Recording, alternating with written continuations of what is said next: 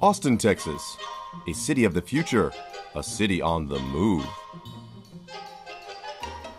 This bustling metropolis plays host each spring to the planet's largest gathering of musicians, industry insiders, music fanatics, and rubberneckers to the South by Southwest Music Festival.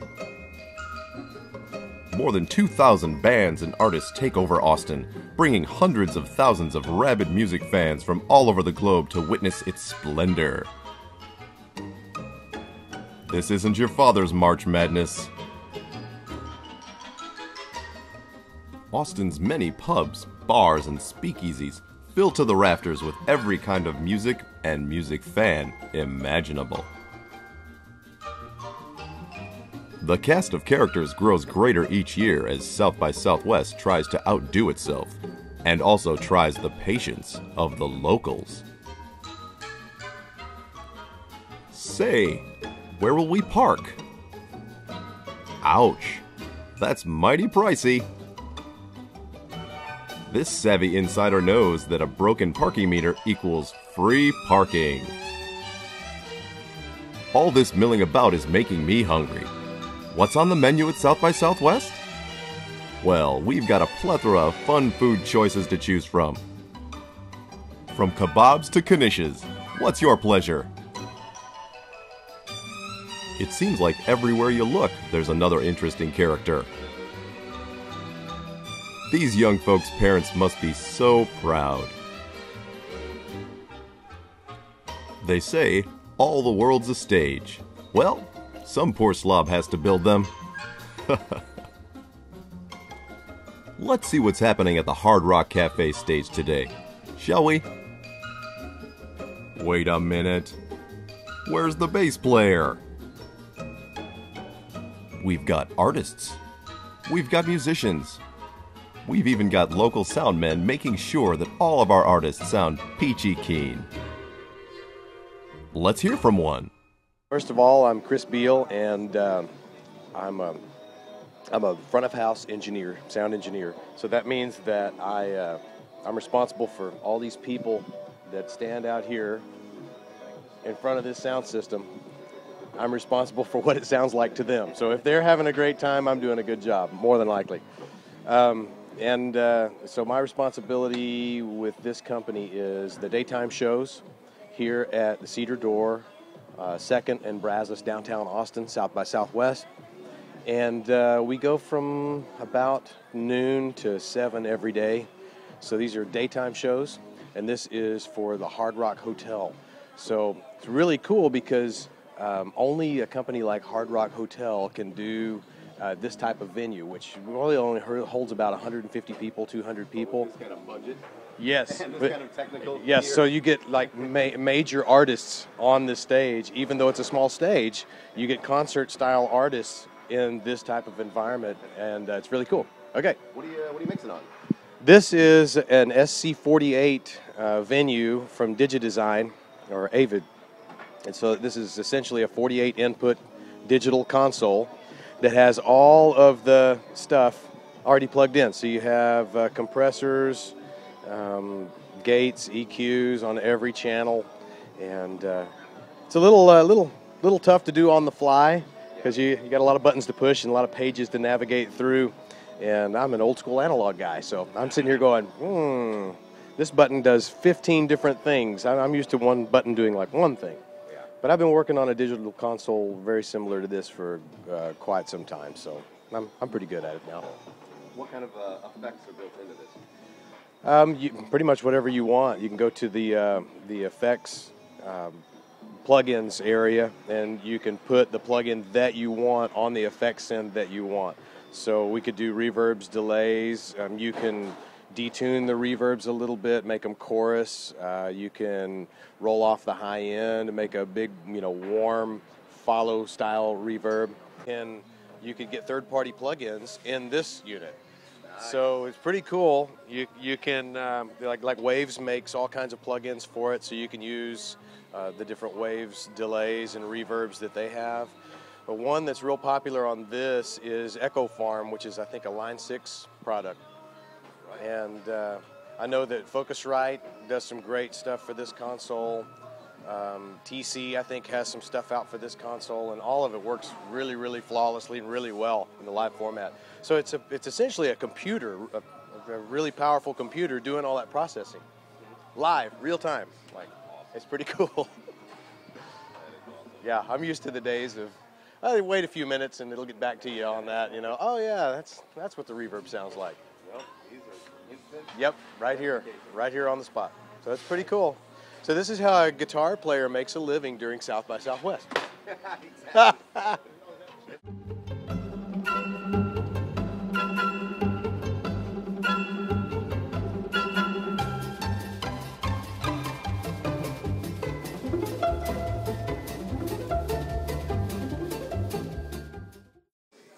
So Fender's doing a brand new promotion with Hard Rock right now. Essentially what they're doing is as you described, like a library program. Anyone who checks into any Hard Rock hotel has access to take out for free a Fender guitar and a Mustang floor unit with a pair of headphones. And the lineup of guitars they have is pretty slick. We're talking Jazzmasters, Jaguars, Stratocasters, Telecasters. I mean, it's a hefty collection that you can pick from. And then the floor units all being the same, but having so many different sounds in and of themselves. You can pretty much tackle any genre of music you want, you know. No, currently this is just the floor unit program. I think out of consideration for the other guests, yeah, they probably don't want everyone with half stacks in their rooms going nuts. But these sound amazingly good, actually, as a headphone unit. You know, you can get as loud as you want on a personal level and not be bothering your neighbors next door. So it's personalized rock and roll is what it is. You can be internally rocking, and nobody else is none the wiser for it. I mean, if you're into doing like really extravagant poses and jumping off your bed and everything like that, oh yeah, you could be as self-indulgent in your room as you possibly want to with the floor unit and a guitar. And again, it's a private thing for you to experience. Yeah, thank you. The South by Southwest Music Festival also features a musical gear expo this year. Let's go check in with them. Plenty of gadgets and gizmos to keep even the most cutting-edge musician on his toes. My, that's a peculiar-looking guitar. Let's find out a little bit about it.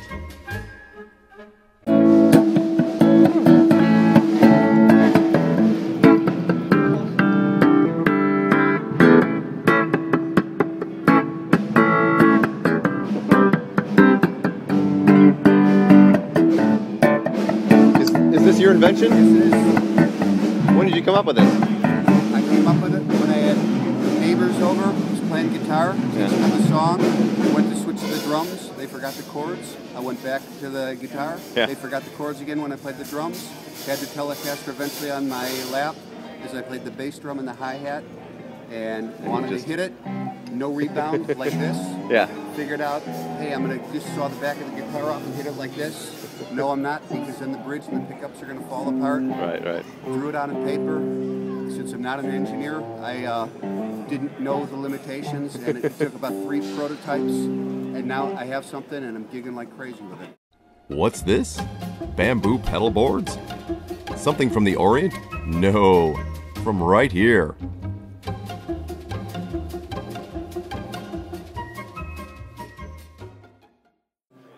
I'm Peter Boyce. I'm with Voicebox Pedalboards, and we're based out of Idaho.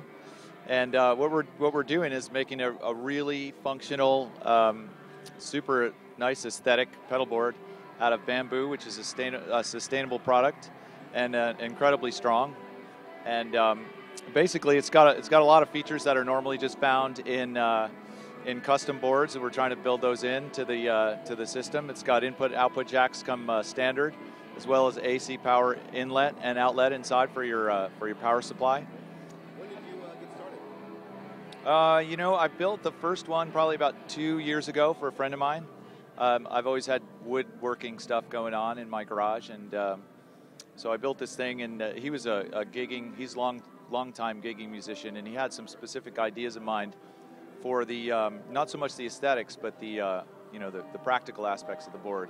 So I worked on that first, and in the course of putting these together, I realized that I wanted to make them out of wood, and so I started thinking about materials, and bamboo just came up all of a sudden in the middle of the night. I thought, wow, that would be great to make these out of bamboo.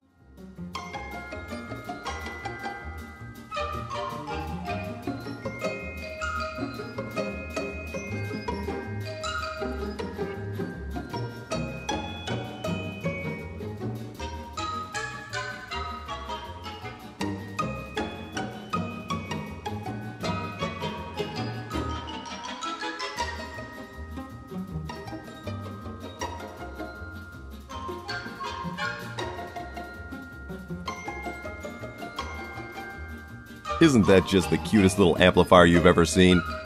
Let's learn a little more. I'm Price Harrison. I'm with P3 Amplifiers in Nashville, Tennessee, and we're here at the South by Southwest Music Gear Expo showing a couple of our amplifiers.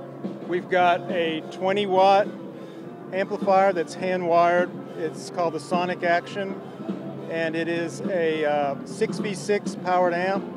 It's a great studio amplifier, and it's got enough power to you could take it on the road and play it in a club. Tell me about the speaker cabinet on this one. Speaker cabinet. The port. The speaker cabinet is unusual. We use closed back cabinets and we port them, and we have the baffle here is made out of a solid piece of 1/8" aluminum. Oh, wow. It gives it a brighter and a little more dimensional bass response, and we did a lot of testing, and we focused on the volume of the cabinet. It's a little deeper than most cabinets, and we've had great success with it in the studio in Nashville. We've recorded this amplifier and this cabinet combination a lot, and it's been really great.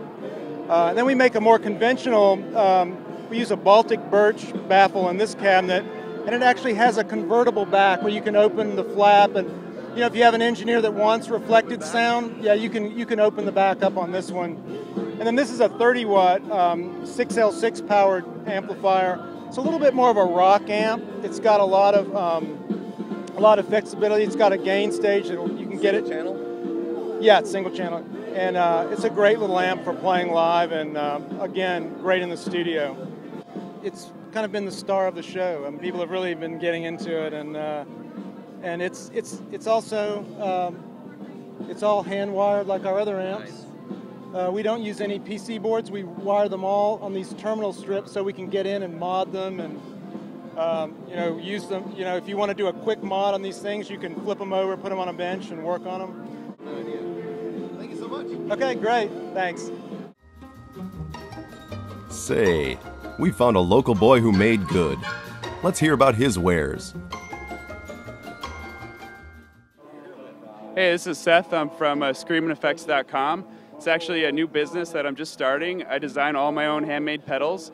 I'm based right out of here, out of Austin, Texas, and let me show you some of the pedals that I'm making. So I basically do two different kinds of pedals. I do a boost pedal, it's a clean boost, and I do a fuzz pedal, which is just basically a regular fuzz. And for both of these pedals, I add stuff to it to make them different than what's normally out there. And so these are circuits that you can only find with me, and I don't know, you want to check them out? Let's hear your clean boost.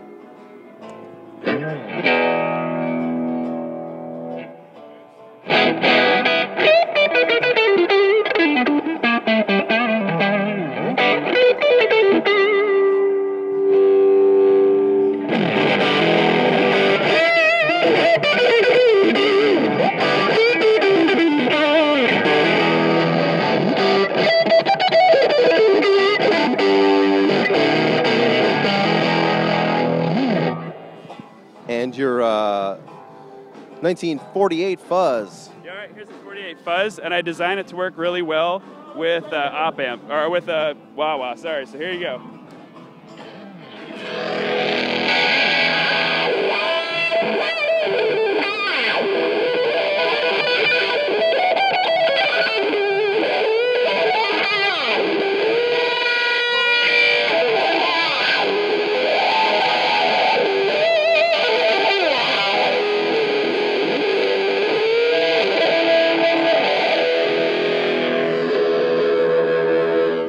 And your 1954 fuzz. What was the inspiration behind the names on your pedals?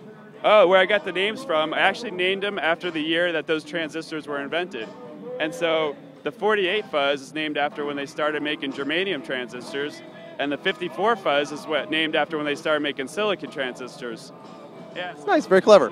Cool, thanks. Yeah, so I was happy no one's got the name, so I got it all trademarked and everything, and thought it was cool. But yeah, you'll notice the silicon fuzz is a little bit hotter, but it's still detuned, so you get like a good distortion fuzz type sound. So same things as the other. Let's hear it.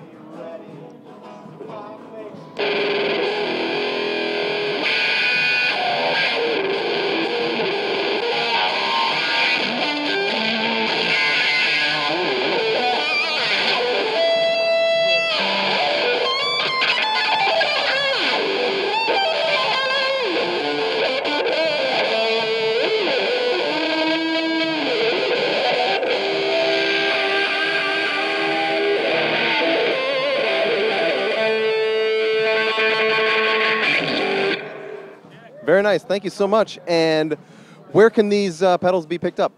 Right now, you can find them online, and you can also, I'm starting to sell in stores, so check it out. But we have them at Austin Vintage, and we're also starting to sell them at Straight Music. So screamingeffects.com is the website if you want to check me out. And, you know, feel free to email me whenever you can. I love answering guitar questions. So, all right.